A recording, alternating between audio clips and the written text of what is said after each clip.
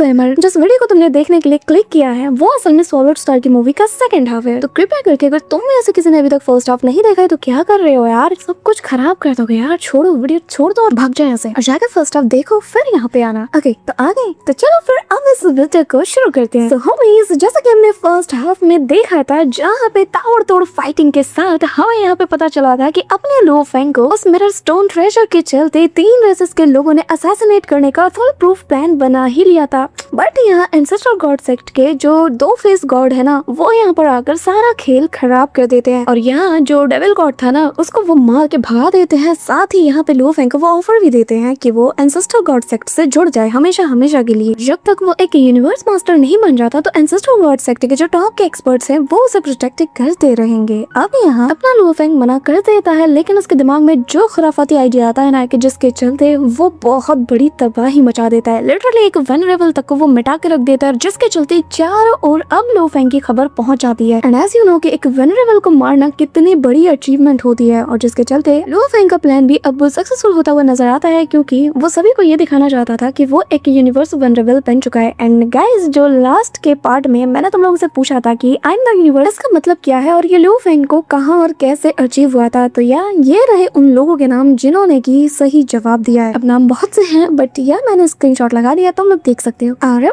आगे तो हमें इस सेकंड हाफ के स्टार्टिंग में ही हमें यहाँ पर उन्हीं 3 रेसेस का सीन दिखाया जाता है, जहाँ जो डीमन रेस की जो एंसेस्टर थी वो बताने लगती है कि यकीन नहीं होता कि वो जो लो फेंग है वो अर्थलिंग वो ओरिजिनल स्टार में अपीयर हुआ है और उसने उस मामूली से कीड़े ने उसने मेरे डिसाइपल को जान से मार दिया। यहाँ पे वो अपना गुस्सा दिखाना शुरू कर देती है और यहाँ अपनी ट्रू बॉडी के साथ अपीयर होते हुए कहने लगती है कि ये अब कोई मामूली बात नहीं रही, उसने जानबूझ के मुझे और मेरे एंटायर रेस को प्रोवोक किया है, मैं इसे छोड़ने नहीं वाली। हाँ, कुछ ऐसा ही रिएक्शन था उसका। तभी यहाँ ज़ैक क्लैन की जो एम्प्रेस है वो बताने लगती है कि वैसे मानना पड़ेगा जो वेनरेबल स्काई फ्लावर है उसकी पावर बहुत ही ज्यादा कमाल की थी और उसका मारा जाना सच में ये बहुत बड़ा प्रोवोकेशन है। बात बताओ, अगर वो उसे इतनी इजीली मार सकता है तो कहीं इसका मतलब ये तो नहीं कि वो इतना ही ऐसा नहीं हो सकता, इतने कम वक्त में वो एक यूनिवर्स मास्टर कैसे बन सकता है ना। यहाँ पे बाकी सब कहने लगते हैं कि नहीं ऐसा नहीं हो सकता, लेकिन जो डीमन रेस की जो एंसेस्टर वो कहने लगती है कि नहीं ऐसा हो सकता है और मेरे ख्याल से अगर ऐसा है तो फिर जरा सोचो अगर उसने अपनी ट्रू पावर को अनलीश किया तो वो कितना ज्यादा खतरनाक होगा। तभी यहाँ पे दूसरा बंदा कहने लगता है कि नहीं वो ऐसा नहीं है, लेकिन अगर ऐसा नहीं है फिर भी वो एक वेनरेबल को इतने इजीली मार सकता है तो जरा सोचो अगर वो एक यूनिवर्स मास्टर बन जाएगा तो फिर उसकी पावर कहाँ तक पहुंचेगी। जिसमें यहाँ पे डीमन रेस के एंसेस्टर कहने लगती है कि खैर ये सब छोड़ो, अब जबकि वो एंसेस्टर गॉड सेक्ट के प्रोटेक्शन से बाहर आ चुका है तो फिर मेरे ख्याल से हम तीनों रेसेस को अपने एक यूनिवर्स मास्टर्स को उसे हंट करने के लिए भेजना चाहिए और जिसके बाद ये तीनों मिलकर तो उसका काम तमाम ही कर देंगे। लेकिन यहाँ पे उसका अपना एक बंदा जा चुका है तो वो थोड़ी सी ना पैनिक कर जाती है और कहती है कि पर एक मिनट, मेरा जो डिमोनिक रेस है वो 3 यूनिवर्स मास्टर को खुशी खुशी भेजने के लिए तैयार है, यहाँ तक कि मैं टोंगलिंग मास्टर और जो सिंकिंग फायर मास्टर है इन दोनों को भी भेजूंगी, जिनमें से एक के पास जो बॉडी है वो बहुत ही ज्यादा पावरफुल और डिवाइन है और तो और दूसरे वाले ने तो बीस्ट गॉड पैथ को पूरी तरीके से मास्टर कर लिया है। दोनों ही बहुत ही ज्यादा पावरफुल और एक्सट्रीमली डिफिकल्ट ओपोनेंट्स होने वाले हैं इस यूनिवर्स मास्टर के लेवल में। तभी ऑटोमेटन रेस का जो एंसेस्टर वो कहने लगता है कि ठीक है, फिर अगर तुम 3 भेजने के लिए तैयार हो तो फिर हमारा रेस पीछे क्यों रहे, हम भी अपनी तरफ से खुशी खुशी 3 यूनिवर्स मास्टर को भेजेंगे और जरूरत पड़ी तो नॉर्दर्न टेरिटरी अलायंस से भी हम कांटेक्ट करेंगे, साथ ही जो स्पेस बीस्ट अलायंस है उनसे भी, और हर वो ताकत हर वो अलायंस जो कि ह्यूमन रेस से बहुत ज्यादा नफरत करती है और उनके उत्थान से राइस कभी कभी निकल जाती है शुद्ध हिंदी, तो जो भी ह्यूमन रेस के राइस से काफी ज्यादा डरते हैं और उन्हें पूरी तरीके से सुपड़ा साफ करना चाहते हैं, ऐसे हर एक अलायंस को हम इन्वाइट करेंगे ताकि वो हमारी मदद करे इस लो फेंग को हमेशा हमेशा के लिए मिटाने के लिए। तभी यहाँ पे जर्ग रेस के एम्प्रेस कहने लगती है कि ठीक है, फिर मेरा जर्ग क्लैन अपनी तरफ से 3 यूनिवर्स मास्टर को भेजेगा इस असैसिनेशन मिशन को उसके अंजाम तक पहुंचाने के लिए और एक बेनेफ मास्टर भी उनके साथ जाएगा। ये सुनते साथ ही डीमन रेस के एंसेस्टर कहने लगती है कि क्या बेनेफ मास्टर, वो तो बहुत ही ज्यादा जीनियस है, पूरे के पूरे जर्ग रेस में जो 100 सदियां गुजरी है ना, आज तक उसके जैसा टैलेंट तो पैदा ही नहीं हुआ, तुम उसे भेजने वाली हो। मानना पड़ेगा जर्ग एम्प्रेस, तुम तो इस मिशन के लिए कुछ ज्यादा ही उत्सुक हो। जिस पे यहाँ पे जो ऑटोमेटन रेस का एंसेस्टर वो कहने लगता है कि ठीक है, फिर अगर वो आ रही है तो फिर तो हमें डरने की कोई बात नहीं, लेकिन मैंने उसके बारे में सुना है कि वो बहुत ही मुश्किल से कोई मूव चलती है, उसका मन हो तो ही वो कोई एक्ट करेगी। तो जर्ग एम्प्रेस, मुझे एक बात बताओ, क्या तुम पूरी तरीके से कॉन्फिडेंट हो कि वो कोऑपरेट करेगी? जस्ट वो स्माइल करते हुए कहने लगते हैं कि अरे चिंता मत करो, वो एक लड़की है और मुझे पता है उसे कैसे काम करवाया जाए। इसी के साथ वो जो बेनेफ मास्टर है उसके पास पहुंच जाती है और कहने लगती है कि बेनेफ मास्टर, तुम्हारे लिए एक ऑर्डर है और रेस को इस वक्त तुम्हारी जरूरत है, तुम्हें ओरिजिनल स्टार में जाना है किसी की जान लेने। ये सुनते साथ ही बेनेफ मास्टर कहने लगती है कि क्या बात है, ऐसा कौन सा मिशन है कि खुद एम्प्रेस यहाँ अपना ऑर्डर डिलीवर करने आई है? जिसपे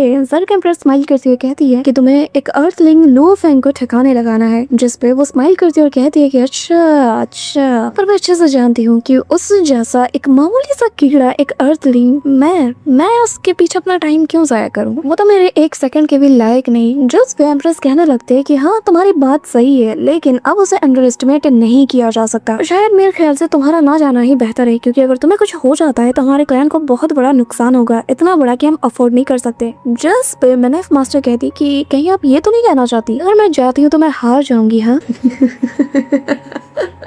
मजाक अच्छा है। अब तो मैं इस ट्रिप पे जरूर जाऊंगी, देखना चाहूंगी कि जिस अर्थलिंग के चलते आप मुझे वार्न कर रहे हो वो मुझे कितना सेटिस्फाइड करता है। तभी सीन शिफ्ट होता है, हमें लो फैंग को दिखाया जाता है जहाँ कि उसे डिलॉर्ड उसे मैसेज पहुंचा देते हैं और कहते हैं कि लो फैंग मुझे रेस की तरफ से न्यूज मिली है कि ओरिजिनल स्टार के अंदर काफी सारे जो यूनिवर्स मास्टर है उन्हें 3 रेसेस ने मिलकर तैनात कर दिया है, साथ ही काफी सारे यूनिवर्स वेनरेबल को भी यहाँ पे तैनात कर दिया गया है। इसका मतलब ये है कि तीनों रेस के लोग मिलकर तुम्हारे पीछे हाथ धो के पड़ गए हैं, मतलब कि तुम्हारी जान खतरे में है। मैं अपनी कोशिश पूरी करूंगा, जितनी भी मुझे रेस की तरफ से इंटेलिजेंस मिलेंगी मैं सब कुछ तुम्हारे साथ शेयर करूंगा और उम्मीद करता हूँ कि तुम इस वक्त बहुत ही ज्यादा कॉशंस के साथ काम लोगे। लो फैंग हाँ में सर को नोट करता है। कभी क्यूरियोसिटी लॉर्ड उसके करीब आकर कहने लगते हैं कि एक बात याद रखना, अगर बहुत ज्यादा अर्जेंट हो तो तुम बिना कुछ सोचे समझे तुरंत ही सेल्फ डिस्ट्रक्शन का ऑप्शन चूज करना, समझ रहे हो ना। जिस पे वो हमें जवाब देता है। यहाँ वो चले जाते हैं और बाबा तो बताने लगते हैं कि लो फैंग तुम्हारी तो पूरी बारात तैयार की जा रही है यार, देखो कितने सारे लोग आए हैं और ये सब जो सबसे करीबी यूनिवर्स मास्टर है वो असल में डीमन रेस का सिंकिंग फायर मास्टर है। अब लो फैंग कहने लगता है कि मेरी खबर बहुत दूर दूर तक पहुंच गई है और 3 रेसेस के जो एंसेस्टर है उन लोगों ने मुझे बहुत बड़ा थ्रेट समझ लिया है, तभी तो उन लोगों ने इतनी जल्दी इतना बड़ा एक्शन लिया मेरे अगेंस्ट। अच्छी बात यह है कि मैंने सारी तैयारियां करके रखी है, मैंने ऑलरेडी मेरे गोल्डन हॉर्न बीस्ट बॉडी को उसके साथ खेलने के लिए तैनात कर दिया है और वो कुछ हद तक तो उसे एंटरटेन करता रहेगा। तभी सीन शिफ्ट होता है, यहाँ जो उसके दुश्मन है वो लो फैंग के लास्ट अपीयरेंस का डिस्कशन कर रहे थे और जैसा कि हमने देखा था कि स्टार नंबर 02933 इसी प्लेनेट में लो फैंग ने उस वेनरेबल स्काई फ्लावर का काम तमाम किया था। यहाँ पर आधे से ज्यादा लोगों का जो ध्यान है वो पहुंच चुका था। तीनों क्लैन के जो एंसेस्टर थे वो सबके सब अपनी निगाहें उसी स्टार पे सेट कर देते हैं। तभी यहाँ पे जो सिंकिंग फायर मास्टर है वो आ जाता है और वो आते साथ ही रिपोर्ट करता है कि मैं space around original star number 02933 पे पहुंच चुका हूँ। जिसके बाद उसे डीमन रेस के एंसेस्टर कहने लगती है कि ठीक है, जब तुम्हें उसकी एग्जैक्ट लोकेशन मिल जाए रेस के बाकी लोगों को भी इन्फॉर्म कर देना। अब यहाँ पे वो मान जाता है और यहाँ से निकल पड़ता है सीधा लो फैंग की जो एग्जैक्ट लोकेशन है उस ओर। तभी सडनली यहाँ पे कुछ ऐसा होता है कि उसकी जो डिवाइन पावर डिटेक्शन मोड है ना वो पूरी तरीके से कट ऑफ हो जाता है, इवन कि उसकी जो डिवाइन पावर प्रोटेक्शन है वो भी यहाँ पे स्लो हो जाती है और यहाँ वो समझ आता है ये लो फैंग का 9 रिवर रोर है। पर तभी सामने से गोल्डन हॉर्न बीस्ट नजर आता है और वो कहने लगता है कि आखिर तुम हो कौन। यहाँ गोल्डन हॉर्न बीस्ट जो कि उसे ही देखे जा रहा था वो यहाँ पे इससे कुछ भी नहीं कहता और यहाँ सिंकिंग फायर मास्टर कहता है कि बताओ आखिर तुम्हारे पास लो फैंग का ये ट्रेजर क्या कर रहा है। हाँ अब गाइस मैं पहले बता दूं, इस ढक्कन को पता नहीं है कि गोल्डन हॉर्न बीस्ट और लो फैंग एक ही है। अब गोल्डन हॉर्न बीस्ट भी उसे तन के जवाब देते हुए कहता है कि तुम क्या जानते हो लो फैंग के बारे में। हाँ वो मेरा बड़ा भाई है, मेरा जिगरी दोस्त है, मेरा प्रा है यार। अब अगर अपने छोटे प्रा को उसने 2-4 गिफ्ट दे दिए, 2-4 ट्रेजर्स ऐसे ही दे दिए तो तेनों की और तेरा इंटेंशन मुझे कुछ ठीक नहीं लग रहा है। अगर तुम मेरे भाई के बारे में कुछ भी ऐसा वैसा सोच रहे हैं ना तो मैं तुझे बता दूं, मैं तेनों छंडूंगा नहीं। ये कहते हुए वो अपना मुंह फाड़ता है और इसे चबाने की कोशिश करता है, लेकिन तब जो स्किमिंग फायर मास्टर है वो उससे दूर हट जाता है और कहने लगता है कि मैं तुम्हें आखिरी बार कह रहा हूँ चुपचाप उसे मेरे हवाले कर दो, वरना 3 रेसेस को तुम अपना जानी दुश्मन बनाने वाले हो। अब लो फैंग की गोल्डन हॉर्न बीस्ट बॉडी उससे काफी दूर जाने लगती है, जिसके चलते ये बंदा भी उसे फॉलो करता रहता है और उसके रास्ते में जो भी चीज आती है लिटरली उसे वो शैटर्ड कर देता है। बट ऐसा ही नो कि ये असल में ओरिजिनल स्टार की जगह है जहाँ हर एक चीज डिस्ट्रक्शन के बाद वापस से क्रिएट हो जाती है, यानी कि रिपेयर हो जाता है। तो इसके चलते हर एक चीज वापस से पहले जैसी हो चुकी थी। वैसे यार आई एम प्रेस की तरह देखो, इतनी बड़ी मूवी है उसमें तुम इतनी छोटी छोटी डिटेलिंग को दिखा रहे हो, ये चाहते तो स्किप कर सकते थे, बट हमारे दिमाग के कोने में ये बात हमेशा इन लोगों ने घुसा के रखी है कि ये असल में ओरिजिनल स्टार है। अब यहाँ उसकी बात सुनकर ना गोल्डन हॉर्न बीस्ट जो कि भाग रहा था वो कहने लगता है कि ठीक है फिर आज हम भी आजमा के देख लेंगे कि तुम्हारे सो कॉल्ड 3 रेस के अंदर कितना दम है। अब यहाँ पे वो उसके ऊपर जेतनादन हमले कर देता है, लेकिन अपना गोल्डन हॉर्न बीस्ट जो कि एक सुपर फास्ट बीस्ट है वो उसके हर एक अटैक से डॉज कर जाता है। लेकिन यहाँ उसकी स्पीड, उसकी चाल ढाल को देखकर इतना तो स्किमिंग फायर, यार नाम बहुत इसका लेंथी है, इसे हम फायर मास्टर कहेंगे, ठीक है। तो यहाँ फायर मास्टर समझ चुका था कि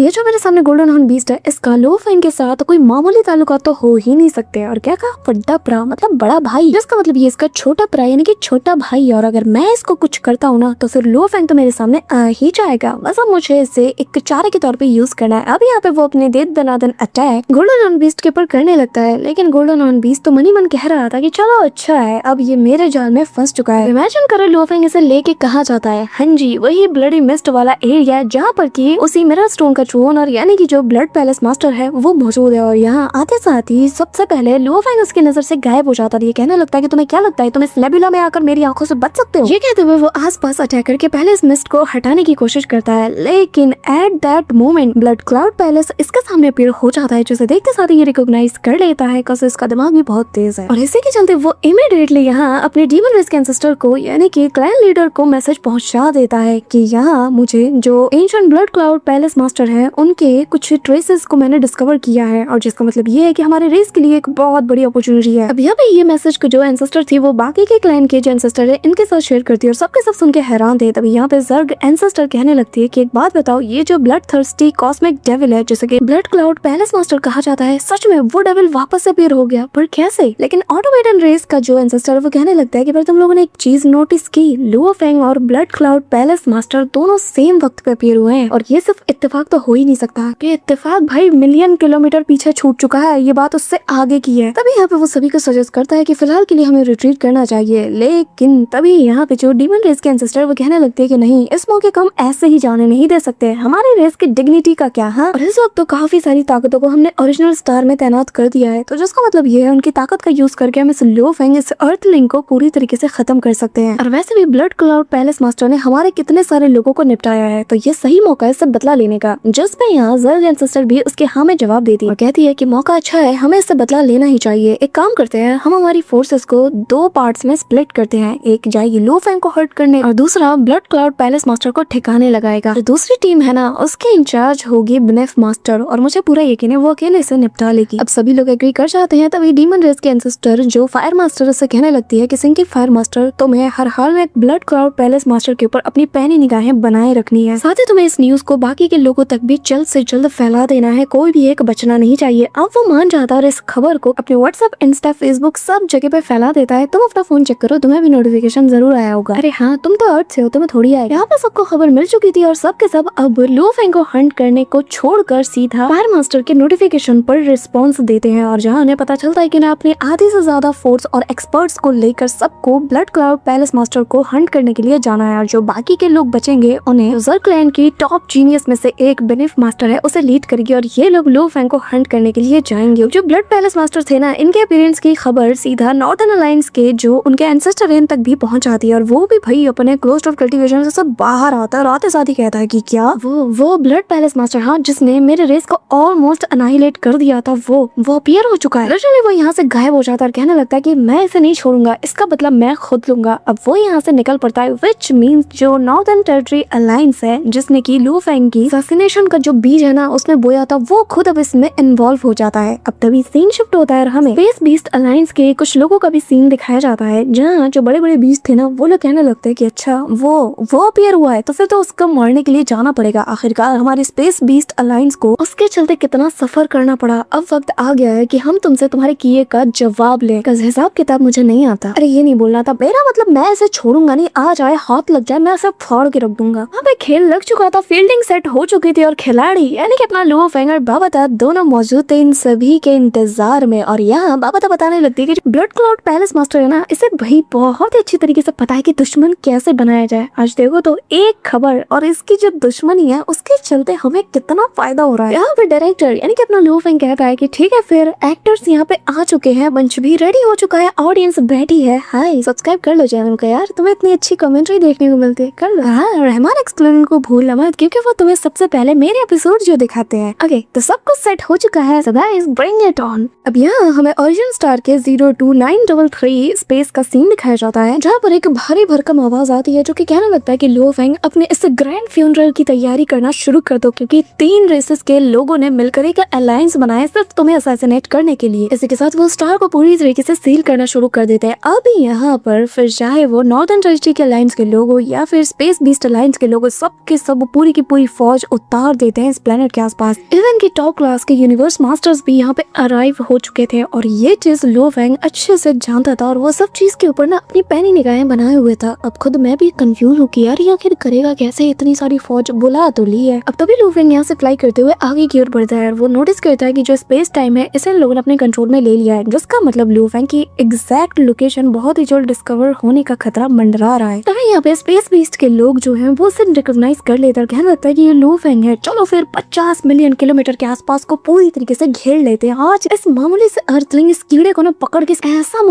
मारेंगे कि इसकी चट्टी फाड़ के रख देंगे। अब यहाँ पे मूशा डीमन क्लोन बॉडी भी उसके सामने आ जाती है और आते साथ ही उसे निपटा के रख दे रहा है, जिसके चलते ये लोग बहुत भारी भरकम सदमे में पड़ जाते हैं। ऐसा सदमा इन्हें लगता है कि इससे पहले कि ये उबर पाते लू फेंग इनका काम भी तमाम कर देता है। लेकिन देखने वाले दूर से यही कहते हैं कि यूनिवर्स वेरिएबल्स को आखिर ये बस एक स्ट्राइक से ही कैसे धो पा रहा है, कैसे नहीं कर पा रहा है। कहीं इसका मतलब ये तो नहीं कि जो अफवाह इसके बारे में फैली है कि ये एक यूनिवर्स मास्टर बन चुका है वो बिल्कुल सच है। अब यहाँ पे हम देखते हैं कि लू फेंग ने लिटरली बहुत से लोगों को निपटा दिया था। तभी इनका जो इस वक्त जो लीडर था ना, जो इस आर्मी को लीड कर रहा था, वो कहता है कि डरो मत, हमारे टॉप के एक्सपर्ट अपने हजारों की फौज लेके बहुत ही जल्द यहाँ पे आ रहे हैं। तो फिर वो उनका सामना कैसे करेगा? एक दो वनरेबल को चलो ठीक है निपटा दिया, साथ में बंदा कहता है कि नहीं सर जी 5, हाँ ठीक है 5, तो क्या वो उसने 5 को निपटा दिया। इस दौरान यहाँ पे जो स्पेस टाइम को पूरी तरीके से सील करने वाला जो सील था वो भी अवेकन हो जाता है। लू फेंग रिकॉग्नाइज कर लेता है, तभी वही आवाज वापस उससे कहने लगता है कि लगा नहीं था क्यूरियोसिटी लॉर्ड का डिसाइपल एक वक्त में इतना ज्यादा कनिंग बन जाएगा कि 3 रेस उसको असैसिनेट करने के लिए एक अलायंस को फॉर्म करेंगे। हाँ, मुझे सच में लगा नहीं था कि शान से दिखने वाले क्यूरियोसिटी लॉर्ड का डिसाइपल इतना ज्यादा हंगामा मचाएगा। अब तभी यहाँ पे एक फिगर अपीयर होता है, आते साथ ही सबसे पहले यहाँ पर जो इस सील को लगाया गया था ना, इसे पूरी तरीके से शटर्ड कर देता है और तभी वो यहाँ पे आते साथ ही कहने लगता है कि मुझे खुद क्यूरियोसिटी लॉर्ड ने यहाँ पे भेजा है ताकि मैं तुम्हें असिस्ट कर पाऊँ। किंशाड़े एक बात जान ले, मैं तुझे बस यहाँ पे थोड़ी सी हेल्प करने के लिए आया हूँ। मैं बस तेरे लिए स्पेस टाइम के अंदर जो इंटरफेरेंस की गई है उसे ही क्लियर करूंगा, बाकी सब ना तुझे खुद ही देखना होगा। अब तो यहाँ से हाथ पर चला के निकलता है या फिर हाथ पर जोड़ के निकलता है, ये सब कुछ तुझ पर डिपेंड करता है, सब कुछ तुझ पर डिपेंड करता है। मेरा जो काम था मैंने वो कर दिया। जिस पर लू फेंग उसका शुक्रिया अदा करते हुए यहाँ से गायब हो जाता है। तभी यहाँ पे सभी लोगों को पता चल जाता है कि ओरिजिनल स्टार के अंदर जो स्पेस टाइम है इसे थोड़ा सा डिसरप्ट किया गया है, जिसका मतलब ये है कि उसकी जो एग्जैक्ट लोकेशन है अभी पूरी तरीके से रिवील नहीं की जा सकती। और मैं दावे के साथ कह सकती हूँ कि होंगमेंग अलायंस के किसी एक्सपर्ट ने ही इसे असिस्ट किया है। ऑटोमेटन एंसेस्टर कहने लगता है कि इससे फर्क नहीं पड़ता, क्योंकि लास्ट टाइम जो हमने इसकी लोकेशन को ट्रैक किया था उसके आसपास के जो 50 यूनिवर्स यूनिट्स के रेडियस थे वहाँ पर लॉक किया था, बस हमें वहाँ पे सर्च करना है। नहीं आया समझ? मुझे भी नहीं आया, फिर से सुनो। ऑटोमेटन एंसेस्टर कहने लगता है कि जो लास्ट टाइम हमने इसकी लोकेशन को ट्रैक किया था ना, जहाँ पे हमें पता चला था और हमने आसपास के इलाकों में फौज को तैनात कर दिया था, हमें बस उसी लॉक की गई लोकेशन में उसे ट्रैक करना है और अगर सही मौका रहा तो हम उसे वापस से लोकेट भी कर सकते हैं। बस ऐसे ही हमें आगे बढ़ते रहना होगा। वैसे भी हमने आधे से ज्यादा टीम को स्प्लिट कर दिया है, फिर भी हमारे पास 9000 से भी ज्यादा वेनरेबल्स मौजूद है लू फेंग के सराउंडिंग्स में। बस एक बार जो सर्कल हमने उसके आसपास फॉर्म किया है ना, उसे धीरे धीरे हम श्रंक करते रहना तो एग्जैक्टली हमें इसकी लोकेशन मिल ही जानी है। चिंता मत करो, सब कुछ हमारे कंट्रोल में है। लेकिन बाबू भैया यहाँ अलग ही खेल चल रहा है। यहाँ लू फेंग की जो सेकंड बॉडी यानी कि मूशा डीमन क्लोन बॉडी, वो तो लू फेंग का रूप लेते हुए सारे के सारे वेनरेबल्स और जो लोग हैं निपटा रही थी। अब तभी यहाँ पे जो डीमन रेस के एंसेस्टर है वो कहने लगते हैं कि आइडिया तो ठीक है, पर तभी उसे अपनी स्क्रीन पे नोटिफिकेशन आता है कि जो ओरिजिनल स्टार नंबर 08293 है ना, वहाँ पर जो ब्लड क्लाउड पैलेस मास्टर है उनकी लोकेशन मिल ही नहीं रही। अरे लोकेशन तो छोड़ो, हमें तो इनका कोई नामो निशान तक नहीं मिल रहा। अब तभी हमें यहाँ उसी जगह का सीन दिखाया जाता है जहाँ चारों ओर लोग उसे ढूंढना शुरू कर देते हैं, लेकिन कहीं पे भी नामो निशान नहीं मिलता है। अब यहाँ पे जो बाकी के अलायंस के लोग हैं ना, ये लोग अलग अलग स्टार में जाकर अलग अलग जगह पे उसे तलाश करते हैं। तभी यहाँ पे हमें उसे फायर मास्टर का सीन दिखाया जाता है जहाँ पे वो अभी भी गोल्डन हॉर्न बीस्ट के पीछे पड़ा हुआ था। अब तभी यहाँ हम देखते हैं कि गोल्डन हॉर्न बीस्ट भाई साहब इसके सामने जो भी आता है लिटरली वो उनके टुकड़े टुकड़े करके रख देता है और कहने लगता है कि तुम लोग मुझे ट्रैप करना चाहते हो ना, लेकिन मेरी गोल्डन हॉर्न बीस्ट बॉडी बहुत ज्यादा भूखी है, आओ आओ मुझे और खाना है। यहाँ पे डीमन क्लोन बॉडी भी उसे बहुत मारती है, मार मार के इनके टुकड़े टुकड़े को अपने अंदर समेट लेता है। यहाँ तो पूरी तरीके से पागल हो चुका था, जैसे कि लू फेंग ने इसे इसके कंट्रोल में छोड़ दिया हो। इवन कि वो इस कदर स्लॉटर मचाता है कि देखते साथ ही लोग इसे कहते हैं कि नहीं ये लू फेंग नहीं, ये मैडमैन है, ये पागल हो चुका है। लू फेंग यहाँ पे बिल्कुल भी नहीं रुक रहा था। तभी यहाँ पे पानी का एक तेज बहाव आता है और यहाँ लू फेंग की मदद करने के लिए एक और एक्सपर्ट आ जाते हैं जो कि समुद्र के इस बहाव को बीच से 2 हिस्सों में काट देते हैं और कहने लगते हैं कि ये असल में टोंगलिंग मास्टर है, जिसे कि जो डीमन रेस है उसने बहुत ही भारी भरकम कीमत देकर रिक्रूट किया है और जब से यूनिवर्स एक्सिस्ट में आया है वो तब से लेकर आज तक एक स्पेशल लाइफ फॉर्म है। और लू फेंग उसका जो टॉप डोमेन टाइप आर्केना का जो सेपरेशन फोर्स है, मैं उसके किसी हद तक तुम्हें प्रोटेक्ट कर सकता हूँ। अब तभी पानी की एक लहर फायर सीधा लुओ फेंग के ऊपर जाती है, और जिसके चलते इसका दिमाग पहले से ज्यादा क्लियर हो जाता है। वो कहने लगता है कि मैं पहले से ज्यादा क्लियर हो गया। यहाँ पर फाइनली लुओ फेंग को अपने बॉडी का एक्सेस जैसे वापस मिल चुका हो, और तभी वो एक्सपर्ट कहने लगते हैं कि बाकी सब कुछ लुओ फेंग तुम पर डिपेंड करता है कि आखिर तुम यहाँ से एस्केप कैसे करोगे। लेकिन ये जो तोंगलंग था ना, वो कहने लगता है कि ह्यूमन लुओ फेंग तुम मेरी चपेट से नहीं बच सकते, मैं तुम्हें जाने नहीं दूंगा। ये कहते साथ ही वो अपने टेंटिकल्स को ऐसे पानी में बहुत जोर जोर से मारने लगता है। अब लुओ फेंग भाग रहा था, लेकिन ये लहरें जो कि इसी की बॉडी का जैसे पार्ट है वो उसके पीछे पड़ जाती है। लुओ फेंग जानता है कि इसके अंदर काफी सारे न्यूटन स्टार एनर्जी का इम्पैक्ट मौजूद है, जिसके चलते अगर मैं इसके चपेटे में आ गया तो मेरा दिमाग वापस से खराब हो जाएगा। बट फाइनली लुओ फेंग का इसके ऊपर कुछ खास असर नहीं होता, जिसके चलते वो बंदा कहने लगता है कि मुझे लगा था कि अगर मैं फ्लोटिंग माउंटेन सी की फुल पावर को अनलीश करूँ तो शायद तुम इसके चपेटे में आके मारे जाओगे। अब यहाँ इसे अपनी सी अटैक में काफी ज्यादा गुरूर था, जिसके चलते वो वापस से लुओ फेंग के ऊपर हमला कर देता है। लेकिन लुओ फेंग इसके ऊपर एक और अटैक कर देता है, जिसके चलते वो कहता है कि एक टॉप यूनिवर्स ओवरलॉर्ड भी इसके इम्पैक्ट से बिल्कुल भी नहीं बच सकता। लेकिन न सिर्फ तुम बचे बल्कि तुम अनअफेक्टेड हो। यहाँ पे लुओ फेंग ये बातें सुनते साथ ही बहुत ही कूल वे में अपनी स्वॉर्ड को थामता है, जो देखते साथ ही ज़र्ग एम्प्रेस कहने लगती है कि कहीं इसका मतलब ये तो नहीं कि ये ऑलरेडी यूनिवर्स मास्टर पे ब्रेक थ्रू कर चुका है। जिस पे डीवन रेस के एंसेस्टर कहने लगती है कि मेरे ख्याल से उसे गलती से कोई हेवन डिफाइंग आर्केना मिल चुका होगा, वो भी टॉप ग्रेड का, जिसके चलते वो इन सब के अटैक को डिफाई कर पा रहा है। ज़र्ग एम्प्रेस कहने लगती है कि उसके कॉन्फिडेंस को देखकर ऐसा लग रहा है कि वो बिना फाइट किए खुद को तो सेल्फ डिस्ट्रक्ट करने नहीं वाला। लेकिन बस मुझे इंतजार है तो बेनेफ मास्टर का, एक बार वो आ जाए ना तो फिर ह्यूमैनिटी के स्ट्रॉन्ग आर्म को हम पूरी तरीके से बर्बाद कर देंगे। अब तभी जिसका नाम लेते हैं वो आ जाती है और आते साथ ही लुओ फेंग के ऊपर एक स्लैश अटैक करती है, जिससे कि लुओ फेंग इजीली बच जाता है। अब तुम जानते हो कि लुओ फेंग के पास स्टार बीस्ट एंसेस्टर के द्वारा दिया गया वो आर्मर है, साथ ही कैसे कैसे खतरनाक सी ट्रेजर्स है, मुझे तुम्हें बताने की जरूरत पर बिल्कुल भी नहीं है। जिसके चलते लुओ फेंग टस से मस नहीं होता, और यहाँ उसे देखकर बेनेफ मास्टर कहने लगती है कि अच्छा तो तुम हो लुओ फेंग, जिनके लिए जो 3 पीक रेसेस हैं उन लोगों ने हाथ मिला लिया और डिटरमाइन है तुम्हें एलिमिनेट करने के लिए। इतने कम वक्त में ही तुमने 800 से ज्यादा यूनिवर्स वेनरेबल्स को मौत के घाट उतार दिया, वो भी 3 रेस के। जिसपे लुओ फेंग कहता है कि मौत की तलाश में वो खुद मेरे पास आए थे तो मैंने उन्हें उनके ठिकाने तक पहुंचा दिया। तो मैं भी जाना है तो बताओ, पहले नंबर की फ्लाइट पकड़ाऊंगा मैं तुम्हें। जिसपे वो कहने लगती है कि बिल्कुल नहीं, मैं तो यहाँ पर किसी और चीज के लिए आई हूँ। ऐसा तुमने जो कहा बिल्कुल सही है, जो लोग डिजर्व करते हैं मौत उन्हें तो मरना ही चाहिए। जिसपे लुओ फेंग पीछे की ओर देखता है और वो पाता है कि ये ऑलरेडी किसी खुफिया प्लानिंग की तैयारी में। और वो तभी वो कहती कि तुम्हें मैं एक सीक्रेट बात बताती हूँ, असल में जो ज़र्ग एम्प्रेस है ना वो मुझसे काफी ज्यादा जलती है। उसे डर है कि कहीं आगे चलकर मैं ट्रू गॉड ना बन जाऊँ और उसकी जगह ना हथियार लूं। मैं ट्रू टैलेंट को काफी ज्यादा वैल्यू करती हूँ, इसीलिए मैं तुम्हें ये बात बता रही हूँ। मैंने ज़र्ग रेस को सालों पहले ही छोड़ दिया था और अब मैंने नॉर्दर्न टेरिटरी अलायंस को ज्वाइन कर लिया है, और आज मैं तुम्हारे जैसे अर्थलिंग लीनेज को इन्वाइट करने आई हूँ ताकि तुम मेरे अलायंस को ज्वाइन कर लो। आई नो तुम्हारा अर्थ रेस है उसे पूरी तरीके से ऑक्यूपाइड कर लिया गया है और वो काफी ज्यादा ह्यूमिलिएशन से भी गुजर रहा है। मैं तो बस तुम्हारी मदद करना चाहती हूँ, और अगर तुम मेरे अलायंस को ज्वाइन कर लेते हो तो फिर हमारी मदद से तुम अर्थ को भी रिक्लेम कर सकते हो। अब यहाँ पे तो जो डीप माउंटेन की लहरें थी वो वापस से लुओ फेंग को अपनी चपेटे में ले लेती है, जिसके चलते उसे लग रहा था कि उसने लुओ फेंग का काम तमाम कर दिया अपने इल्यूशन में फंसा के। ज़र्ग एम्प्रेस भी इसकी तारीफ करती है। अगर इल्यूशन एक्सपर्ट्स की बात की जाए ना तो फिर जो बेनेफ मास्टर है वो यूनिवर्स मास्टर में सबसे बेस्ट है। अब सीन शिफ्ट होकर हमें जो ओरिजिन स्टार 0329 का सीन दिखाया जाता है, जहाँ जो फायर मास्टर है ना वो सब कुछ छोड़ छाड़ के अब ब्लड पैलेस मास्टर के पीछे पड़ जाता है और फाइनली उसके पास पहुंचकर कहने लगता है कि अब हम तुम्हें छोड़ने नहीं वाले, काफी सारे रेस के लोगों के साथ तुमने बहुत बुरा किया है, तो इस वक्त अपने पैलेस के साथ भाग जाना चाहिए था, लेकिन तुम आज यही खड़े हो। जिससे वह कहने लगता है कि भला मैं क्यों भागू जब मैं तुम सबको निपटा सकता हूँ। अब तभी यहाँ पर वो अपने स्टोरेज स्पेस को ओपन करता है, जैसा देखकर तुम समझ गए होगे कि ये कौन है। तभी इनके बीच से ताबड़तोड़ फाइट शुरू हो जाती है। दोनों ही एक दूसरे के ऊपर दनादन अटैक करते हैं और ये सारे अटैक ना प्लैनेटरी लेवल के अटैक जैसे दिख रहे थे। तभी यहाँ वापस से हमें उसी बेनेफ मास्टर को दिखाया जाता है, जहाँ पर लुओ फेंग अपने स्लैश अटैक से इसके इल्यूजन को ब्रेक कर देता है। ये समझ आता है कि सोल कंट्रोल तो इसके ऊपर चलने नहीं वाला। ज़र्ग एम्प्रेस की कही बात बेनेफ मास्टर की याद आती है, जो कि बताती है कि सब कुछ तुम पर डिपेंड करता है और अगर तुम्हारा इल्यूजन उस पर काम नहीं करता तो तुम्हें सोल इन्फिल्ट्रेशन का यूज करके उसे अनाहिलेट करना है, ताकि उसके सारे के सारी बॉडीज को तुम पूरी तरीके से एक बार में खत्म कर पाओ। यहाँ तक कि अगर स्पेस टाइम को रिवर्स भी किया जाए तो भी उसे रिजरेक्ट करने के बाद भी जो उसने खोया है उसे वापस से नहीं पाया जा सकता, और अगर वो भी फेल हो जाता है तो तुम्हारे पास एक और तीसरा रास्ता है। अब प्रेजेंट टाइम में वो उसे एनाहिलेट करने के लिए आगे बढ़ती है, लेकिन लुओ फेंग जो कि इसकी तारीफ मन ही मन करता है कि इसके इल्यूजन बहुत ही ज्यादा स्ट्रॉन्ग है। अब तभी लुओ फेंग के सोल को एनाहिलेट करने के लिए तेंगलोंग की मदद लेती है जेनेफ मास्टर, जो कि यहाँ पर आ जाता है, अपने सारे के सारे जो समुद्र के अंदर प्लैनेट्स थे सबको उतार देता है और सामने से जाकर एक जोरदार तगड़ा पंच उसके मुंह पे मारने की कोशिश करता है। लेकिन तभी लुओ फेंग यूनिवर्स मास्टर की अल्टीमेट टेक्निक का यूज करता है, जिसके चलते वो उसके अटैक को ही काउंटर कर लेता है। ये देखकर दोनों ही शॉक्ड हो जाते हैं, क्योंकि ये कि यूनिवर्स मास्टर का अल्टीमेट अटैक है, जिसके चलते यहाँ जहाँ टेंगलोंग का एक हाथ पूरी तरीके से कट चुका था। अब तभी जो यहाँ बेनेफ मास्टर थी वो उसके सोल में इंटरफेयर करने की कोशिश करती है, जिसके चलते लू फेंग एक ऐसे इल्यूजन में फंस जाता है जिसके चलते इसके बॉडी में काफी ज्यादा पेन होता है। उसे कुछ समझ नहीं आ रहा था, लेकिन तभी यहाँ पे लू फेंग की सोल के ऊपर लगा वो आर्मर एक्टिवेट हो जाता है, जिसके चलते वो एक ही झटके में उसे बाहर फेंक देता है। इवन कि उसके आसपास के जितने भी अटैक्स उसने प्रिपेयर किए थे ना, सब के सब कोलैप्स कर जाते हैं। लू फेंग उससे शान से कहता है कि अगर तुम मेरी सोल को अनाहिलेट करना चाहती हो ना, तो तुम्हें इससे कई गुना ज्यादा प्रैक्टिस करके आना चाहिए था। वही दूसरी तरफ फायर मास्टर और जो ब्लड पैलेस मास्टर दोनों के बीच फाइट चल रही थी। यहाँ उसका वेपन जो कि असल में स्टार टावर की तरह काम कर रहा है, व्हिच मींस कि इसका स्टार टावर ही है, जिसके चलते वो एक स्ट्राइक से ही यहाँ फायर मास्टर की जो 30% डिवाइन बॉडी है उसे एनाहिलेट कर देता है। और यहाँ पे वो काफी ज्यादा खुश था और कहने लगता है कि जैसा कि मैंने सोचा था, स्टार टावर वाकई में अपने स्टेटस के अकॉर्डिंग यहाँ काम कर रहा है। इसी के साथ गाइस यहाँ पे क्लाइमैक्स का वक्त आ चुका है और हमें पता चल जाता है कि आखिर इस सब के पीछे का रीजन क्या है। हमें वही सीन दिखाया जाता है जहाँ जब गोल्डन हॉर्न बीस्ट उस ब्लडी मिस्ट के अंदर फंस चुका था और ब्लड पैलेस मास्टर ने उसके ऊपर काफी सारा हमला किया था उस टॉर्नेडो के अंदर। तभी यहाँ लियो फेंग को नजर आता है कि ब्लड पैलेस मास्टर और कोई नहीं बल्कि master mountain sitting in guest है। जिस पर उसका मास्टर हंसते हुए कहने लगता है कि ब्लड क्लाउड पैलेस मास्टर जिसने की पूरी दुनिया को उथल पुथल करके रख दिया, वो तो बस मेरी एक मामूली सी बॉडी थी जिसे कि मैंने कंडेंस किया। लियो फेंग सवाल करता है कि मास्टर, पर आपने ब्लड पैलेस मास्टर के रूप में एक्ट क्यों किया? जिस पर वो बताता है कि तुम्हारे लिए लियो फेंग एक ट्रू गॉड बनना बहुत ही ज्यादा मुश्किल है। सभी लोग इसके लिए बहुत ही ज्यादा मेहनत करते हैं और जितने भी आज तक लोग बने हैं ना, वो सभी लोग फायर एंड ब्लड के जरिए से टेम्पर्ड किए गए हैं। तुम अपने फोर्स के साथ बंधे हुए हो, तुम कभी भी खुल के फाइट करके ब्लड एंड फायर में खुद को टेम्पर नहीं कर सकते। तो इसीलिए मैंने तुम्हारे लिए ब्लड क्लाउड पैलेस मास्टर की आइडेंटिटी को बनाया। ये कहते हुए वो लियो फेंग को ब्लड क्लाउड पर्ल देते हैं और कहते हैं कि इसके जरिए से ना तुम अपनी सोल ऑरा को पूरी तरीके से अल्टर कर सकते हो और ये जो ब्लड क्लाउड पैलेस और ये जो डिस्गाइज आर्मर है आज से ये तुम्हारा हुआ। अब ये सारी चीजें लियो फेंग एक्सेप्ट तो कर लेता है, लेकिन कहता है कि एक बात बताइए टीचर, क्या आप ये चाहते हैं कि आपका डिसाइबल मारा जाए? क्योंकि ब्लड क्लाउड पैलेस मास्टर के जो दुश्मन है वो पूरे यूनिवर्स के कोने कोने में फैले हुए हैं। जितने लोग मुझे नहीं मारना चाहते, मुझसे ज्यादा कई गुना ज्यादा तादाद में लोग उसे मारना चाहते हैं। सुन के मास्टर कहने लगता है कि अच्छा तो तुम्हें ये नहीं चाहिए, ठीक है फिर वापस कर दो। जिस पे लियो फेंग कहता है कि अरे मास्टर मैं ये कह रहा था कि ठीक है फिर मैं निकलता हूँ, अब आप जब ने इतनी मेहनत की ही है तो फिर मैं कैसा डिनाई कर सकता हूँ। इसी के साथ गाइस प्रेजेंट टाइम का सीन दिखाया जाता है जहाँ लियो फेंग उसी आर्मर का यूज करते हुए यहाँ अपने ट्रू फॉर्म में आता है और बताने लगता है कि स्टार टावर की जो मेन बॉडी है ना, वो इमेंस पावर को अपने अंदर कंज्यूम किए हैं और ये मेरे मेन वेपन में से एक की तरह काम करने वाला है। और रही बात टावर पर सील स्टार और जितने भी स्टार टावर के अंदर बाकी की चीजें हैं, ये मेरी ह्यूमन ट्रू बॉडी के जो सोल डिफेंस है ना, इसको और ज्यादा स्ट्रेंथन करेगी। सोल के ऊपर एक ऐसे आर्मर को बना देगी जिससे कि भेदना बहुत ज्यादा मुश्किल होगा। इसी के साथ लियो फेंग ने जो इस ब्लड पैलेस मास्टर के आर्मर को पहना हुआ था ना, जो कि इसे अभी वो कंट्रोल कर रहा था, वो कहने लगता है कि जिस ब्लड पैलेस मास्टर को तुम लोग पुराने वक्त में जानते थे अब वो नहीं रहा। इसी के साथ लियो फेंग इन सभी को चुन चुन के ठिकाने लगाना शुरू कर देता है और बेसिकली जो ये आइडेंटिटी उसके मास्टर ने उसके लिए सेव करके रखी है ना, वो उसके लिए एक परफेक्ट ट्रायल की तरह काम करती है। और वो यहाँ पर फायर मास्टर की जो डिवाइन बॉडी है उसकी बहुत बुरी तरीके से बैंड बजा के रख देता है। इतने खतरनाक वाले अटैक वो करता है कि उसके चलते सिर्फ 29% ही डिवाइन बॉडी इस वक्त इसकी बची हुई थी और वो कहने लगता है कि अब मुझे इसे अबैंडन करना ही होगा। अब वो यहाँ पे डिस्ट्रक्ट कर लेता है खुद को और यहाँ उसकी जो स्पेस रिंग है उसे लियो फेंग रख लेता है। तभी लियो फेंग जानता है कि अभी बाकी के लोगों को भी निपटाना है, तो वो यहाँ से निकल पड़ता है जहाँ रास्ते में इसका सामना स्टार रिवर मास्टर से होता है, जो कि नॉर्थर्न टेरिटरी अलायंस से बिलोंग करता है। वो कहता है कि ब्लड क्लाउड पैलेस मास्टर, चलो अंत में तुम्हारे दर्शन हो ही गए, अब हमारे पुराने ग्रजेस को पूरा करने का वक्त आ गया है। तुमने तब हमारे अलायंस के ऑलमोस्ट 99% लोगों को निपटा दिया था, अब वक्त आ चुका है कि उसका बदला मैं तुमसे लूं। ये कहते हुए वो काफी सारे ब्लैक होल्स को आपस में कंडेंस करते हुए वो अपने आर्केना को बाहर निकालने लगता है और कहने लगता है कि मेरा आर्केना, जैसे कि कुनी कहा जाता है, उसे फाइनेस्ट पिनैकल यानी कि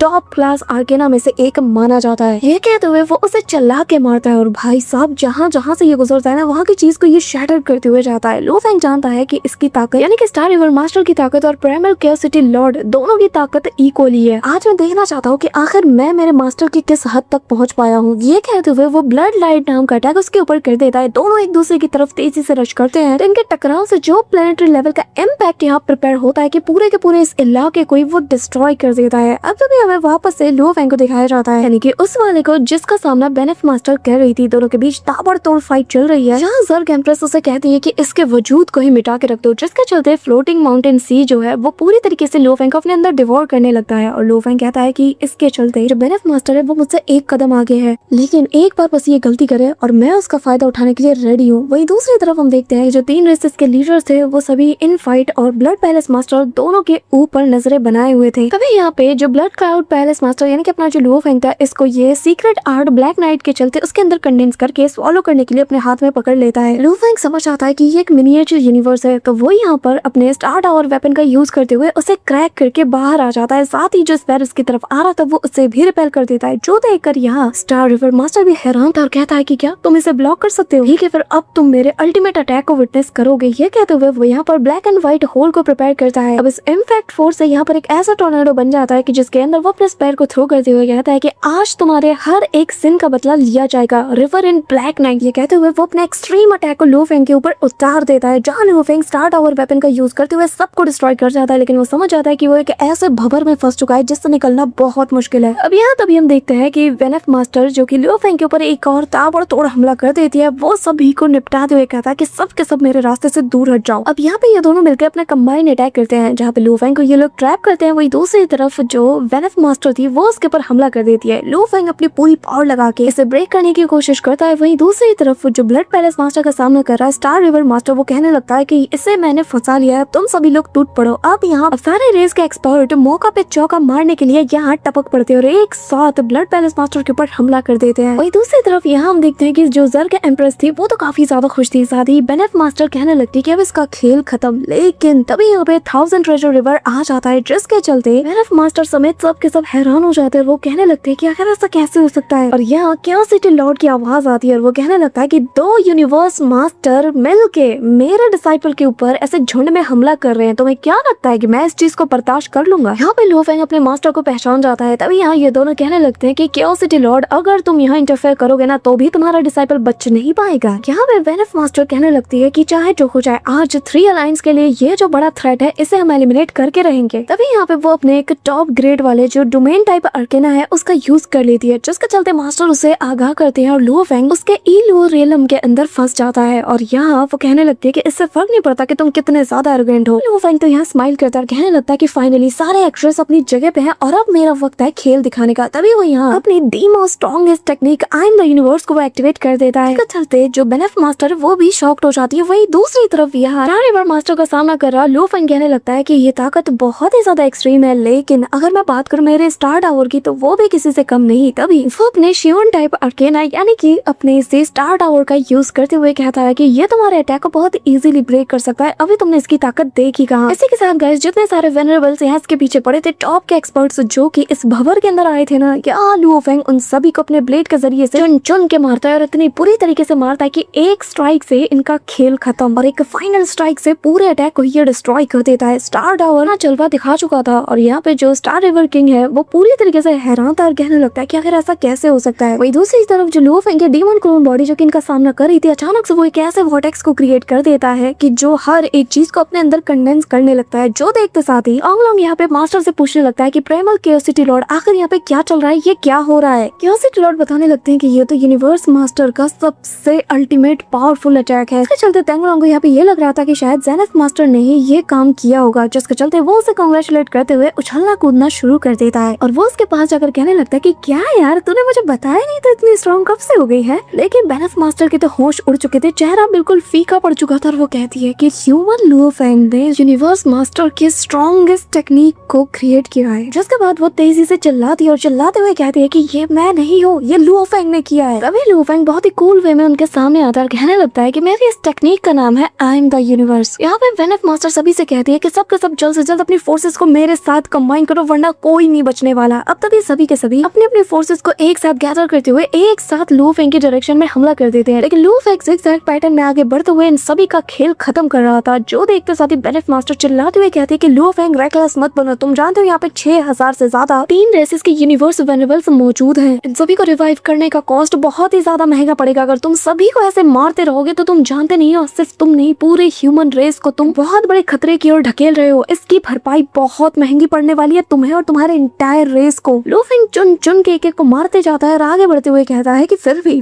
तुम लोग पागलों की तरह मुझे हंट करने निकले हो। हाँ, तुम तो मेरी सोल तक को अनाहिलेट करने निकल पड़ी थी ताकि मुझे कभी रिवाइव भी ना किया जा सके और अब तुम मुझसे नेगोशिएट करना चाहती हो, क्या दोगलापन है। हाँ, ये कहते हुए वो आई एम द यूनिवर्स को एकदम पीक पावर पे अनलीश करता है, जिससे वो यहाँ पे सभी को पूरी तरीके से डिस्ट्रॉय कर देता है और यहाँ इनके जितने भी ट्रेजर्स थे उन्हें यहाँ पे बाबा तब बहुत ही खुशी से लूट रही थी। अब वेनफ मास्टर गुस्से के साथ कहती है कि लू फेंग हाउ डेयर यू, जिससे वो कहता है कि अगर मैं इन्हें मारने का डेयर कर सकता हूँ तो तुम क्या चीज हो। तभी लू फेंग यहाँ पे अपने कटिंग पर्ल ब्लेड को उठाते साथ सामने की ओर चला के मारता है, जिसके चलते वो भी एक अटैक प्रिपेयर करते हुए कहती है कि तुम मुझे मार सकते हो, अपने सपने में भी नहीं। अब दोनों के अटैक आपस में कोलाइड करते हैं। लू फेंग का अटैक उस पर डोमिनेट कर जाता है, उसके अटैक को डिस्ट्रॉय करते हुए उसके ब्लेड के परखच्चे उड़ा देता है। देन वो सारे के सारे वेनरेबल्स को भी निपटा के रख देता है और यहाँ लॉन्ग बस देखता ही जाता है और कहने लगता है कि 6000 से ज्यादा वेनरेबल्स। तभी उसे एक मीटियोर जैसी चीज नजर आती है और ये और कोई नहीं बल्कि बेनेफ मास्टर की बॉडी थी, जो कि इस वक्त पूरी तरीके से डिसएडवांटेज में है और वो कहती है कि मैं और डिसएडवांटेज में हो ही नहीं सकता, नामुमकिन। ये कहते हुए लू फेंग खुद से कहने लगता है कि संभाल यार खुद को, अब यहाँ से निकल, तूने बहुत कुछ कर लिया है और अब तेरी एक्सपेक्टेशन से भी ज्यादा तू परफॉर्म कर चुका है, अब यहाँ इस फाइट को लड़ने में कोई मजा नहीं। लू फेंग जाने से पहले कमाल की स्वॉर्ड स्ट्राइक चलता है, जिसके चलते वो उसके हर एक अटैक को डिस्ट्रॉय करते हुए सीधा अपने क्यूरियोसिटी लॉर्ड की तरफ बढ़ जाता है। जहाँ उसे जाता हुआ देखकर जो बेनेफ मास्टर वो कहती है कि तुम्हें क्या लगता है कि थ्री रेस अलायंस के लोग इस चीज को ऐसे ही जाने देंगे? तुम चाहे जहाँ चले जाओ, किसी भी कोने में छुप जाओ, हम तुम्हें नहीं छोड़ने वाले। बट लू फेंग उसे बाय कहते हुए थाउजेंड ट्रेजर रिवर के ऊपर सवार होकर यहाँ से 9-11 हो जाता है। इसी के साथ पूरे यूनिवर्स में हलचल मच चुकी थी, थ्री रेसेस अलायंस के होश उड़ चुके थे और यहाँ डीमन रेस के एंसेस्टर कहती है कि उस ह्यूमन अर्थलिंग लू फेंग ने हमें इतना बड़ा डैमेज दिया है कि जिसकी भरपाई हम कभी नहीं कर सकते। यहाँ पे ज़र्क एम्प्रेस कहने लगती है कि तुमने देखा ना, यहाँ तक कि बेनेफ मास्टर भी इसका कुछ भी नहीं बिगाड़ पाई, तो बाकी के यूनिवर्स मास्टर उसका क्या उखाड़ लेंगे। इस वक्त हमें सबसे पहले हमारे लोगों को रिकवर करने पे फोकस करना होगा, क्योंकि कर्जा बहुत बढ़ने वाला है और सारा का सारा focus blood cloud palace master के ऊपर शिफ्ट कर दो। तभी ऑटोमेटन एंसेस्टर कहने लगता है कि पहले मुझे सब कुछ एनालाइज करने दो कि आखिर चल क्या रहा है। अब तभी वो ऑर्डर देता है और कहता है कि इस फुल एरिया स्कैन को एक्टिवेट कर दो ताकि इस बैटल फील्ड के विजुअल्स को पूरी तरीके से सिंक्रोनाइज किया जा सके। दूसरी तरफ यहाँ ब्लड पैलेस मास्टर को, जिसे कि लू फेंग कंट्रोल कर रहा था, वो कहने लगता है कि जैसा कि मैंने स्टार रिवर मास्टर से उम्मीद किया था, क्या बात है, तुमने मुझे काफी हद तक एंटरटेन किया। यहाँ हमें दिखाया जाता है कि उसने इनको घुटनों पे ला दिया था और स्टार रिवर मास्टर तो अंदर से कांपते हुए कह रहा था कि इसने मेरी सबसे पावरफुल सीक्रेट टेक्निक को इतने कैजुअली हैंडल कर लिया और इसकी बॉडी देखो, डिवाइन बॉडी भी एक खरोच तक नहीं आया। और अब मुझे लगता है कि जब मेरी स्ट्रॉन्गेस्ट टेक्निक इसके आगे कुछ भी नहीं बिगाड़ पाई तो फिर बाकी सब क्या ही कर लेंगे। अब ये फाइट पूरी तरीके से पॉइंटलेस हो चुकी है, हमें यहाँ से निकलना होगा क्योंकि मैं खुद इसे नहीं रोक सकता। यहाँ पे जितने भी बाकी के जो स्ट्रॉन्गेस्ट एक्सपर्ट थे वो कहने लगते हैं कि मैंने कभी सोचा नहीं था कि जो ब्लड पैलेस मास्टर है वो इतना ज्यादा स्ट्रॉन्ग होगा, उसे ना ही छेड़ा जा सकता है और ना ही उसे छोड़ा जा सकता है, आखिर हम करे तो करे क्या। दूसरा बंदा कहने लगता है कि पागल हो गए और चुपचाप यहाँ से निकलो, क्योंकि अभी हम ऐसी पोजीशन में है ही नहीं कि हम इसे प्रोवोक करें। अब यहाँ पे लू फेंग कमाल की एक्टिंग करते हुए कहता है कि ठीक है, फिर अब जब कोई भी मुझसे फाइट करने नहीं आ रहा तो फिर मैं यहाँ से जा रहा हूँ, कल अगर दोबारा मन हो तो आ जाना। ये कहते हुए वो अपने पैलेस को समन करता है और उसके साथ ही यहाँ से गायब हो जाता है। अब यहाँ पे हमें लू फेंग के बॉडी यूनिवर्स का सीन दिखाया जाता है, जहाँ हम देखते हैं कि बाबाता और आटुका दोनों लड़ रहे थे क्योंकि आटुका एक ट्रेजर को चुरा के भाग रही थी और बाबाता उसका पीछा कर रही थी। इसी के साथ यहाँ हम देखते हैं कि भाई साहब लू फेंग माला माल हो चुका है, इतना सारा असिस्ट, और साथ ही यहाँ पे उसका जो ब्लड पैलेस और जो ब्लड पर्ल है वो भी वो अपने पास रख लेता है और कहने लगता है कि आज से मेरा नाम पूरे यूनिवर्स में गूंजने वाला है। और फाइनली मैंने ओरिजिनल स्टार में अपना इतना नाम बना लिया है कि मैं खुद भी इमेजिन नहीं कर पा रहा। तभी यहाँ पर उसे अपने मास्टर की आवाज आती है और master mountain sitting in guest जैसे ही उसे देखते हैं ना तो वो उसे देख के स्माइल करते हैं। लू फेंग मैंने ग्रीट करता है और वो बताने लगते हैं कि मैंने देखा कि तुमने ओरिजिनल स्टार के अंदर क्या बवाल मचाया है और तुम्हारी जो स्ट्रेंथ है ना वो इतनी ज्यादा बढ़ चुकी है कि तुम्हारा अब वेपन जो है वो इसके साथ कीप अप नहीं कर सकता, वो अब तुम्हें स्लो डाउन कर रहा है। मैं समझ गया। तभी हवा से एक उड़ता हुआ वेपन आता है और वो बताने लगते हैं कि ये असल में पेयरलेस गेस्ट सैबर है, जो कि एक टॉप ग्रेड कारगेना है जिसे कि मैंने खास तुम्हारे लिए फोर्ज किया है और मैं चाहता हूँ कि तुम इसे एज अ गिफ्ट के तौर पे एक्सेप्ट करो। ये सुनते साथ ही लू फेंग इमीडिएटली इसे थाम लेता है और जैसे इसे चलाता है ना तो उसकी शार्पनेस को देखकर कहता है कि इतनी फाइन ब्लेड मास्टर, इसके लिए आपका बहुत शुक्रिया। जिसपे मास्टर जाते हुए कहने लगते हैं कि उम्मीद करता हूँ कि ये जो पेयरलेस ब्लेड है ना ये तुम्हारे लिए तुम्हारे चुनौती के सारे रास्ते को क्लियर कर देगा। अब तभी मास्टर चले जाते हैं और बाबा तब बताने लगती है कि ओए होए लू फेंग, उसे तो छा गए हो यार। न सिर्फ तुमने वेनरेबल स्काई फ्लावर जिसे कि तुमने स्ले किया, बल्कि जेनेफ मास्टर समेत 6000 वेनरेबल्स का सामना किया और इन 6000 वेनरेबल्स को तो मौत के घाट उतार दिया। और तो और अब तक की तुमने सबसे बड़ी लूट हासिल की और यहाँ तक कि मास्टर से तुम्हें एक टॉप ग्रेड कारगेना भी मिला। अब मैं सोच रही हूँ यार कि इस पूरे के पूरे यूनिवर्स में ऐसा कौन सा पर्टिकुलर पर्सन होगा जो कि तुम्हारी स्ट्रेंथ पे सवाल करेगा। जिस पर लू फेंग स्माइल करते हुए कहता है कि फाइनली मैंने वो ताकत हासिल कर ही ली है कि जिसके चलते मैं अब अर्थ की पूरी सोवरेनिटी को हासिल कर सकता हूँ, मेरे अर्थ को मैं अपना बनाऊंगा। और फाइनली वो दिन आ चुका है। इसी के साथ सीन शिफ्ट होता है, हमें ह्यूमन रेस सुप्रीम काउंसिल का सीन दिखाया जाता है, जहाँ चारों ओर वही सारे दिग्गज बैठे हुए थे जिन्होंने कि एक बार लू फेंग को के रेस के चलते क्या कुछ नहीं बोला था। उसकी ताकत को देखकर उसे पूरी तरीके से निग्लेक्ट किया था। आप सबकी बोलती बंद थी, सबके सब वहाँ सर झुका के बैठे हुए थे। यहाँ तक कि सुप्रीम काउंसिल एल्डर खुद अपनी बाहें फैला के लू फेंग को वेलकम करते हैं। कि सिटी लॉर्ड अपने स्टूडेंट को देखकर मन ही मन खुश हो रहे थे और सुप्रीम काउंसिल एल्डर कहने लगते हैं कि लू फेंग, आज से ह्यूमन रेस का तुम्हें 19वां यूनिवर्स मास्टर के रूप में रिकॉग्नाइज किया जाता है और ये आज मैं यहाँ पे सभी के सामने डिक्लेयर करता हूँ। ओरिजिनल स्टार के अंदर तुमने जो बैटल किया था उसने तुम्हारे नाम को यूनिवर्स के कोने कोने में फैला दिया है और अब जबकि तुम्हारी स्ट्रेंथ, तुम्हारी रेपुटेशन, तुम्हारा नाम हमारे इक्वल हो चुका है कि तुम हमारे साथ बैठ पाओ, तो ये रहा तुम्हारा तोहफा। यहाँ हम देखते हैं कि लू फेंग के लिए सीट बन चुकी थी, वो भी इतने बड़े काउंसिल में, और साथ ही वो कहते हैं कि आज से अर्थ की ओनरशिप हमेशा हमेशा के लिए तुम्हें लौटाई जाती है। इसी के साथ जैसे ही वो अर्थ की पूरी अथॉरिटी उसके हाथों में देते हैं ना, सबके सब उसे देखकर काफी ज्यादा एडमायर भी करते हैं। और यहाँ मास्टर क्यूरियोसिटी लॉर्ड तो बहुत ज्यादा खुश थे। लू फेंग का ये बरसों पुराना सपना था, उसकी आंखों में चमक देखने लायक थी। तभी यहाँ जो ग्रेट काउंसिल एल्डर है वो कहते हैं कि मुझे लगता है कि अब से हमें तुम्हें मिल्की वे लॉर्ड के नाम से बुलाना चाहिए और यही तुम्हें सूट करता है। यहाँ लू फेंग अर्थ की सोवर्निटी को हाथ में लेते हुए काफी ज्यादा प्राउड फील करता है। इसी के साथ लू फेंग हमें बताता है कि जैसे ही मुझे मेरे अर्थ की पूरी अथॉरिटी वापस मिली, मैंने जो इमिग्रेट्स थे ना एलियन रेसेस के, जो कि हमारे रिसोर्सेज को चुराने में और हड़पने में लगे हुए थे, मैंने उन सबको 3 दिन का वक्त दिया और सिर्फ 3 दिन के अंदर ही उन्हें यहाँ इस जगह को छोड़ के जाना होगा। जिसका मतलब ये है गाइस कि जो भी ऊल जलूल इंसान है ना, यानी कि जो एलियंस है, वो सारे दिखना बंद हो जाएंगे। इसके साथ 3 दिन के अंदर सबके सब जगह खाली कर देते हैं, हमारा अर्थ फिर से फ्री हो जाता है और यहाँ सबके सब लू फेंग को सल्यूट करते हैं। पूरा का पूरा अर्थ खुशी में झूम उठता है और लू फेंग यहाँ अर्थ के ऑर्बिट के ऊपर जाके खड़ा हो जाता है और कहने लगता है कि मेरे सालों की स्ट्रगल बस इसी एक दिन के लिए थी कि मैं यूनिवर्स के पीक के लोगों के साथ कंधे से कंधा मिला के खड़ा हो पाऊं और अपने होमलैंड को प्रोटेक्ट कर पाऊं। फाइनली मैंने वो ताकत हासिल कर ली है कि जिसके चलते मुझे किसी और पे रिलाई नहीं करना होगा। मेरी ताकत ही इनफ है अर्थ के आसमान और उसके जमीनों और उसके आसपास की टेरिटरी, इन सभी को अपना बना पाऊं ताकि ये बस हमारे अर्थलिंग से बिलोंग करे। सो होमीज, इसी कमाल के सीन के साथ आज का ये धुआंधार सेकंड हाफ एंड होता है। ये पूरी मूवी भी कंप्लीट हो जाती है और तुम बताना कि तुम्हें इसमें सबसे फेवरेट पार्ट क्या लगा। और हाँ, अब इसका लेटेस्ट एपिसोड देखने में बड़ा मजा आने वाला है, जो कि बहुत ही जल्द तुम्हें हमारे चैनल पे देखने को मिल जाएगी। सो मेक श्योर कि तुम वीडियो को लाइक करके चैनल को